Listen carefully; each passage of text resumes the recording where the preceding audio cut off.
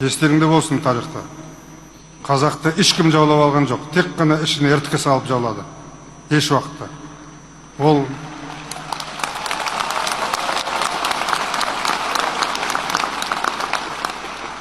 баяғыда ханның кезінде, біз Ресейге бағынбай тұрған кезде, әр хан, әр рудан, тайпадан 100 солдат сұрайды екен. Әрқайсысы атқа мінгізіп 100-100-ден солдат жібереді. Сонымен жиналады. Сол 100 деген сөзді Ресейдің патшалығы бізді 100-ге бөліп, 3-ге бөліп, қазақта жоқ нәрсені бізге сіңгізді. Біз қазақпыз. Қазақстанда. Кеше мен айттым ғой, 11 миллион қазақпыз. Енді соны біз 3-ге бөлетін болсақ, біз ел болмаймыз. Тек қана бізді таратып алып, Екатерина II-ның берген бұйрығы бар. Әр сұлтандарын бір-біріне қарсы қойып, байларын бір-біріне қарсы қойып, төбелестіріп, хан шығартып, жау қылып, ата жау қылып, соның кейін барып жаулап алыңдар деген.